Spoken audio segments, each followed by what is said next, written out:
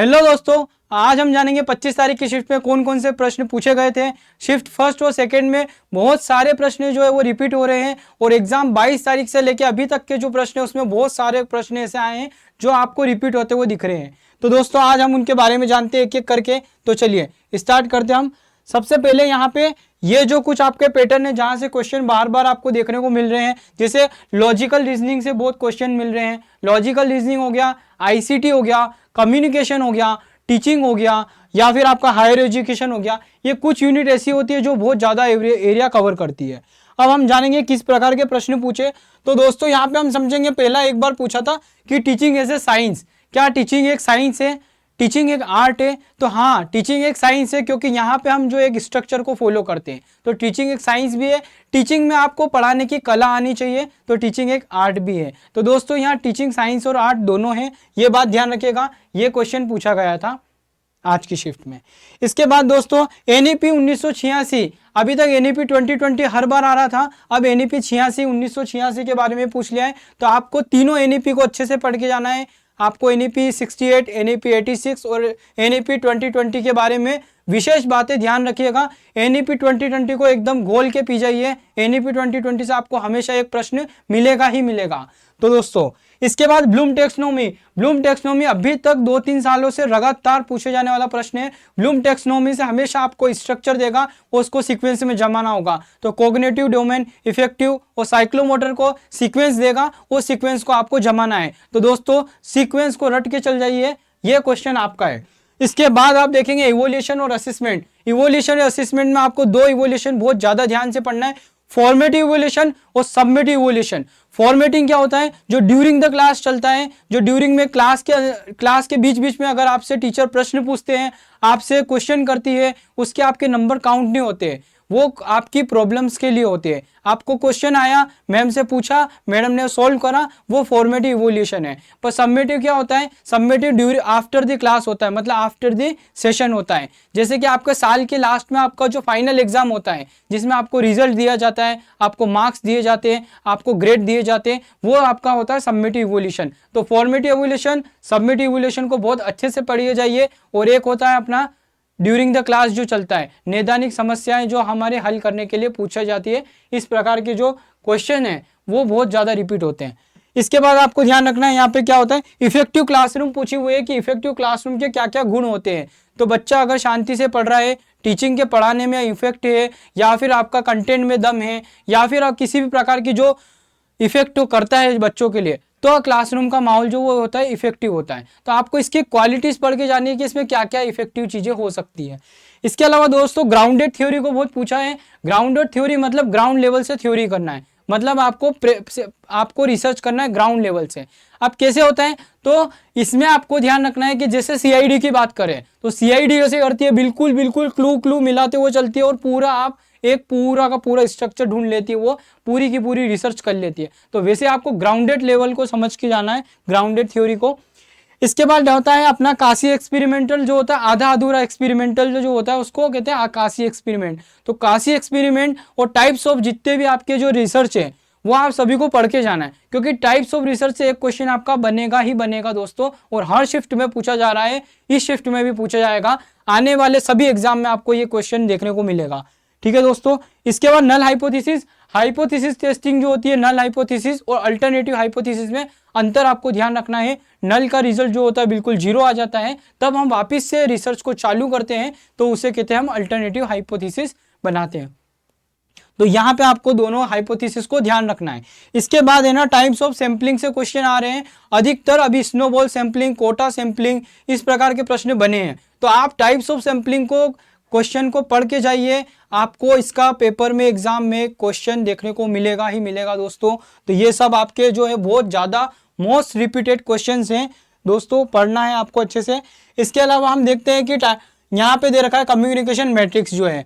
अब यहाँ पे oral communication, group communication, classroom communication, mass communication, ये कम्युनिकेशंस के जो टाइप्स है आपको पढ़ लेने बहुत अच्छे से।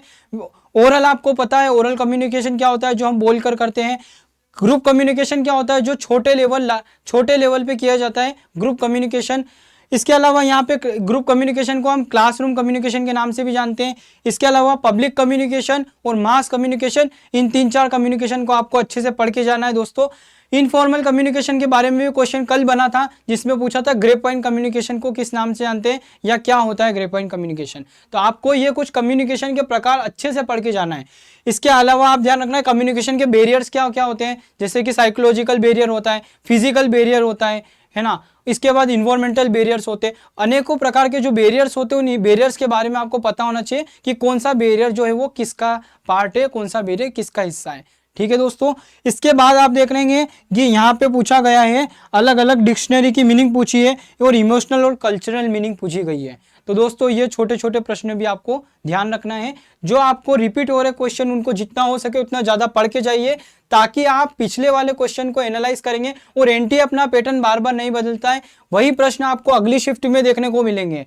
वही प्रश्न जो है वो पीछे जो 22 को पूछे, 23 को पूछे, 24 को पूछे, वही आपको 25, 26, 27 और 30 तक पेपर में मिलेंगे। तो आप उन क्वेश्चन को अच्छे से करके जाइए। जिस बच्चे की बिल्कुल तैयारी नहीं हुई है वो इन प्रश्नों को करके जाइए, उससे भी उनका काम हो जाएगा। इसके बाद दोस्तों यहाँ पे हम समझते हैं कि लॉजिकल रीजनिंग में न्याय से पूछा हुआ है, न्याय दर्शन जो है वहां से प्रश्न बना है दोस्तों। दर्शन में से क्वेश्चन मिलता है आपको, कौन सा दर्शन किसने दिया, कौन सा फिलोसोफर किसने क्या बात बता के गया, वो आपको ध्यान रखना है। तो दोस्तों न्याय दर्शन के बारे में देख लीजिएगा थोड़ा सा, न्याय स्कूल के बारे में। इसके बाद हेत्वाभास, अगर आप इंडियन लॉजिक की बात करें तो हेत्वाभास से आपको हमेशा प्रश्न देखने को मिलता है। इनफॉर्मल कम्युनिकेशन के बाद में आपको जो इंडियन फैलेसी है, इंडियन फैलेसी के अंदर आपको हेत्वाभास से क्वेश्चन देखने को मिलेगा और आप इसको अच्छे से पढ़ के जाएंगे। ठीक है दोस्तों।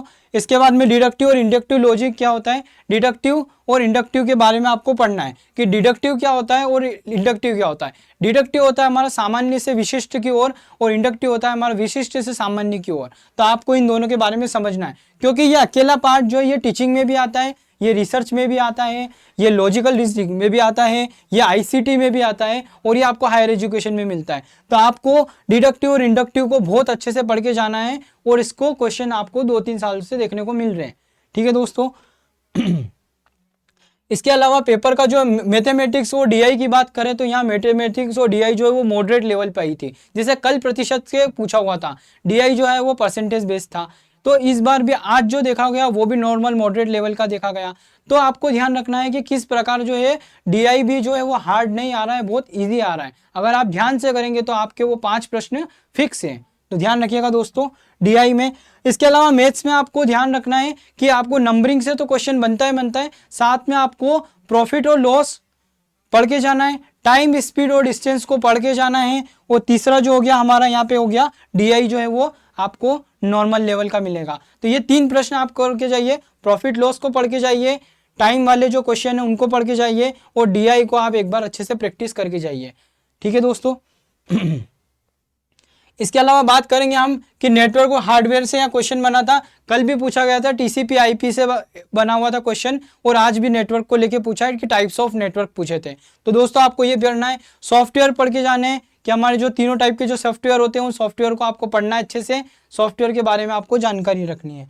इसके अलावा आपको सिक्योरिटी और फाइनेंस, आपको सिक्योरिटी फाइनेंस में आपको अधिकतर वायरस का चैप्टर जो आता है वो हमेशा आता है और आपको वायरस वाला चैप्टर को अच्छे से पढ़ के जाना है। मालवेयर सारे पढ़ के जाने हैं, कौन सा मालवेयर, क्योंकि हर बार आजकल शिफ्ट में मालवेयर का प्रश्न देखने को मिल रहा है, तो आपको ये चीजें ध्यान रखनी है।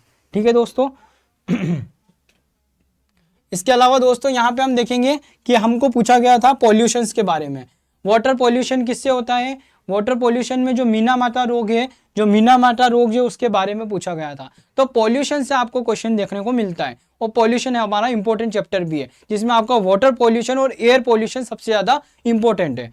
ठीक है दोस्तों। अगर वाटर पॉल्यूशन की बात करेगा तो वो डिसीज देगा, आपको बीमारी देगा कि कौन सी बीमारी वो किसके कारण होती है, ये आपको ध्यान रखना है। और अगर आपको देगा वायु प्रदूषण तो उसमें पूछेगा कौन कौन सी गैसें होती है, जैसे आपको गैसों के नाम दे देगा, उसका क्रम बताइए।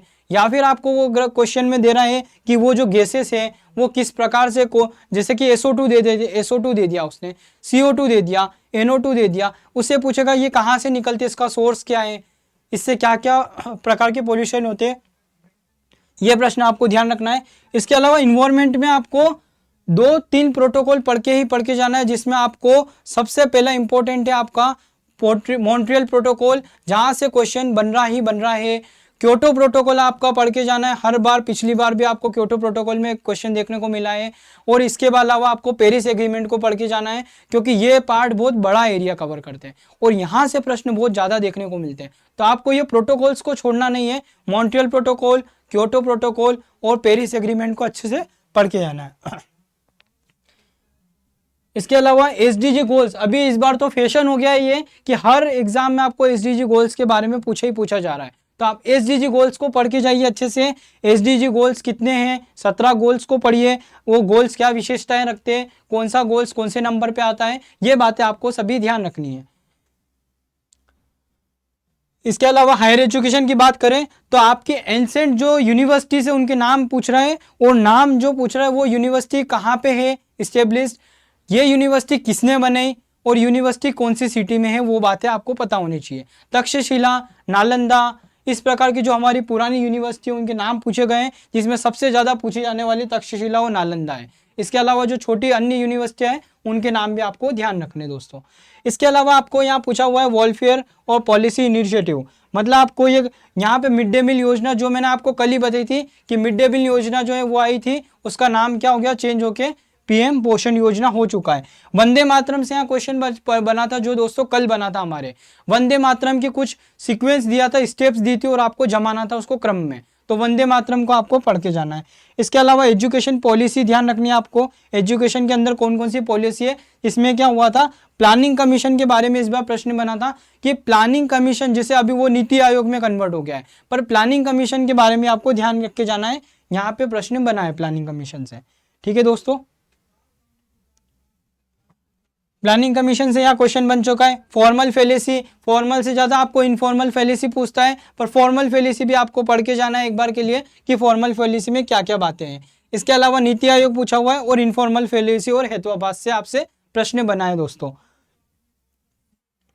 SDG goals, Montreal protocol, grounded theory, null hypothesis, Minamata रोग, ये सब जो क्वेश्चंस हैं ये बहुत ज़्यादा रिपीटेड क्वेश्चंस है दोस्तों, और आपको इन प्रश्नों को अच्छे से पढ़ के जाना है। जो भी मैंने आपको बताई ये बातें, उनका अच्छे से आप पढ़ के जाएंगे तो आप बहुत अच्छा नंबर कवर करेंगे दोस्तों। और आपको कुछ बातें और ध्यान रखना है, आप अगर कुछ टॉपिक पढ़ के गए हैं थोड़ा बहुत भी, तो आप वहाँ इलिमिनेट कर सकते हैं आंसर को, आप वहाँ पे इलिमिनेट करके भी आंसर को लगा सकते हैं। और आप नहीं पढ़ के जाएंगे तो आपका वो क्वेश्चन बिल्कुल ही नंबर नहीं मिलेगा। तो आपको थोड़ा बहुत उस क्वेश्चन के बारे में पढ़ के जाना है, और आपको जितना हो सके, क्योंकि आपके नंबर बढ़वाने का काम पेपर 1 का है। सब्जेक्ट पेपर तो आपको आता होगा, पर पेपर 1 आपके नंबर बढ़ाने में मदद करेगा, आपका नेट और जेआरएफ के लिए बहुत मदद करेगा दोस्तों। तो आप पेपर 1 को पढ़ के जाएंगे। ठीक है दोस्तों, तो ये कुछ थी बातें जो आपको ध्यान रखना है।